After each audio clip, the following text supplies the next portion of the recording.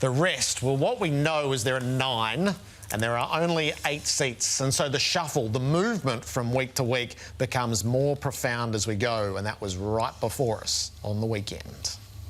There are aspects of our game that are quite strong, but we're vulnerable as well, you know, at different times. And, you know, we're not shying away from the fact that we haven't been able to beat, you know, most of the teams above us.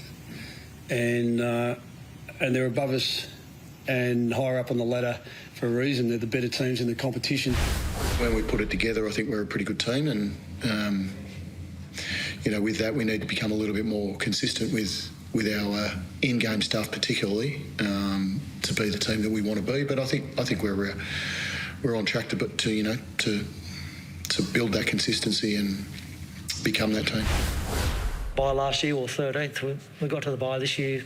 We're second, so plenty of things still to work on. But I think the boys have done a good job to win a flag and then weather the storm in the first part of the year. It hasn't been smooth sailing. All the teams come at you, so I'm pretty pleased with where we're at. Get the win when you need it. Make sure you don't fumble what's in front of you. And then the teams who are in your area. So you're going to have to play snakes and ladders with me most weeks from here, Gaz, just to see what the shake-up looks like. 2 and 3 traded places. They played each other for it. The Giants and Gold Coast result was pretty profound. But Gold Coast are outside, but they have played either 1 or 2 fewer games than those up ahead. And the Bulldogs are back in after a little exit on the outside. So team at a time. We'll start with the Bulldogs.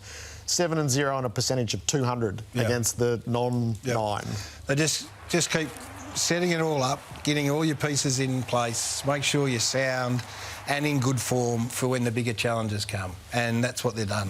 So Marcus is purring.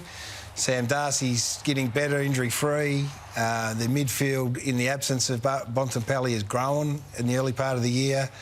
I think Rory Lobb's really important in the back half. So they're beautifully placed to take on the challenge of trying to right what is the only sort of wrong, and that is that they haven't beaten anyone. Yeah, they're 1 and 6 against the 8 that matter. Yeah, so no, they're great. They're great. They're exactly where they would want to be, and so like, bring on the challenges. The cost of yesterday is Adam Treloar. So 32-year-old runner-up in the best and fairest last year has had a really interrupted season. Calf strain, 6 weeks. That puts him right at the back end of the home and away season. Has played 4 games. So first up, got injured against Port Adelaide. Had a handful of weeks off. First up against Hawthorn, was a bit hobbled in that game, got through 1 and then injured in the next. He's on a very fine line now. He's at the bonus stage now. If he gets back, he's a bonus. They got coverage. They got and the game moves quickly and moves past you, which is hard for Adam. I hope he gets back, but Ed Richards taken over that role. He's their main man in there now. I love what the Giants did their last quarter. Just refused to yield. And this is a trait that Adam Kingsley would be totally admiring of his group. I mean, this is a really good game of footy. They were on the back foot for most of it. They gave up the first 4 goals of the game, but they just didn't yield. And it got to the last quarter, and it was just they made the most of every time they went inside forward 50. So you look at some of this stuff, and I'm sure Dimmer would be disappointed having gone through it, the tape today or yesterday, whenever they reviewed the game. But this GWS side, who aren't quite where they need to be in terms of playing, and they've got a couple out, but I'll tell you what they do, Jared, is they don't roll over. No, they don't. They refuse to roll over. So they've got these wins against Collingwood, Brisbane and Geelong, and now they've got 2 huge last quarter comebacks. Whilst at other times looking like they're 9th of 9. Yeah, and that bloke kind of summed them up in the end, didn't he? Jake Stringer comes on as a sub and just puts it out, across. They gets them across the line. So this is a final series that, if they get in, I'm going to enjoy watching them play, because they will be honest as the day is long, and that's a good starting point, I reckon, for any team. Stringer looks like a good sub, doesn't he? Well, he does. He does, until you play him, and yeah, no, he does. I'll leave it at that. He looks like a good sub. Proper impact player. The temptation might be to get more of that yes, I'm sure. At the start of the game at some stage. And the Brisbane Lions left a big impression on us on Friday night. Yes, the coach, Chris Fagan, just had a little, everyone else is worried about us, but we're not. He had a quiet, steely confidence going into this game, and I love the way they played, Jared. They took the ball off the line. Look down the line there, you see Jack Henry thinking they're going to go straight down the line. You see Tommy Stewart peeling back, and all of a sudden Zach Bailey hits up the leader. So they did this a couple of times coming out of their back half. And they executed it really, really well. They were aggressive with their ball movement right from the word go. We love this in the end from Charlie. He's just twisted his hips at the last minute and put the arms in the air and said, how good am I going? That's so good. So, no, I thought that was the best performance of the weekend and reminded everyone just how good this list is. Their midfield's very, very good, and Cam Rayner's a good player, and Harris was great in the back half. They were spiritually there, and they were so sophisticated in their tactics that they rolled out. Yeah, and no problem for me for the Cats. It was a horrible night. They played terrible, but they still managed to take plenty of shots at goal throughout the course of the night.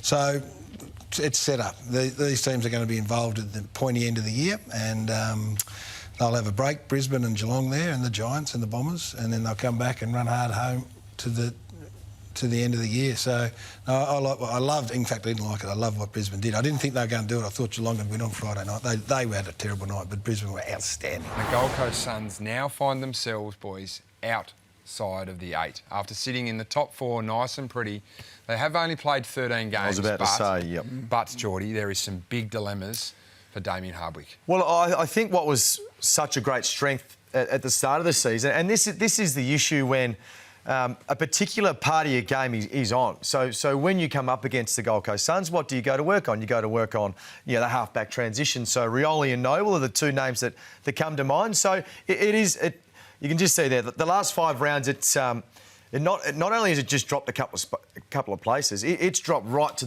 the bottom end of the ladder. So those two players in particular have probably lost a little bit of run. There's no doubt sides are doing more work in trying to quell that influence, but that's a big drop off. But it's not just the offence; it's the defence as well. So obviously they can feed into one another. But this is the other thing. Like, from a ground ball get perspective and a contested ball perspective, they were hitting it out of the park. So it's not one aspect of their game that's. And if it was one, well, then you could go to work to fix it. But it seems to be across the board a little bit. I feel like, remember Geelong, I think it might have been 2 years ago, they won their first 7, then had 1 and 6 in the middle, and then won their last 7, and then they were a champ. It might have even been last year. I just feel like the Gold Coast Suns game plan is not made for winter. It's a fast game style. They might have to find a way over the next month to get through, but if they can do that, they get the other side of that, then the game comes back. Lee, the past is starting to rear its head inside 50 for the Gold Coast Suns as well. I look at Ben King and his output this year, and I'm starting to come to the belief. He's one of those B-grade big forwards I'm talking about. He averages 2.7 goals. So he sits 6th in the Coleman. He's going okay. But what does he provide outside of kicking goals? He had a couple of really good games at the start of the year, bags of 5 and 6 against West Coast and North Melbourne when they were lowly North Melbourne. But other than that, he's just pretty long. I'm starting to come to the belief that I don't think Ben King can be a big finals player. He can be a big finals key forward player. So what specifically do you not see? He doesn't get the ball enough, and they are getting smacked in contested possession ahead of the ball. He is not a key forward. He's a tall half-forward flanker. And I think when the big game comes around, I don't know the trust that they have with him ahead of the ball. So if I'm Damien Hardwick, and I'm going to go a bit left of field here, I'd put a call into Tom Lynch and go, Tom, I know what you can do ahead of the ball. We're averaging 59 inside 50s, the best in the competition. Have you got 2 years of footy ahead of you to potentially play in another flag under me? But King takes the number 1 defender. He plays on the number 1 sometimes. He didn't have Sam Taylor on the weekend.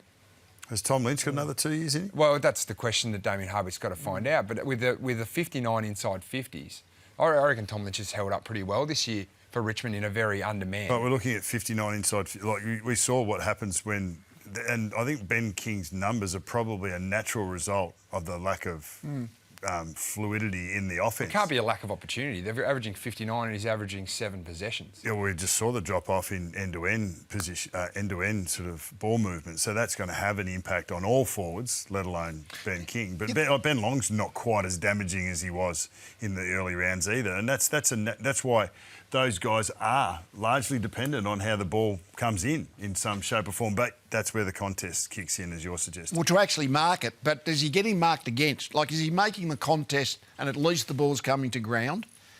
Because I don't see him getting marked against that much because he is fairly fairly big. I think he's got plenty of upside. I mean, I think there's better in Ben King than we've seen to this stage of his career. That part I would say. And well, Trent Crowe way back, Jordan, didn't he? He went from Hawthorn to Freo, back to Hawthorn, played in 208. Jack Gunston did it as well. You might be doing Gunston? side deals. Yeah. He's Lynch out of contract. You're trying to tell me that. He's Lynch out of contract, and they need a big presence ahead of the ball. We got Dusty to Fox. He might be a cheaper option. Well, he definitely would be a cheaper option. Of the ball. Funny though, I was watching that game. 3/4 time, they're 22 points in front. You thought, oh, gee, the Suns, this is a big win for the Suns to be able to go interstate, go to play the Giants at home. But then the Giants just had this incredible 8 goals, 1 behind, accurate last quarter to overrun them. So I think if it hadn't been for that, if it hadn't been for that last quarter, he would have said, gee, the Suns are actually about a really good game. I think Damien Hardwick would be pulling his hair out about that last quarter.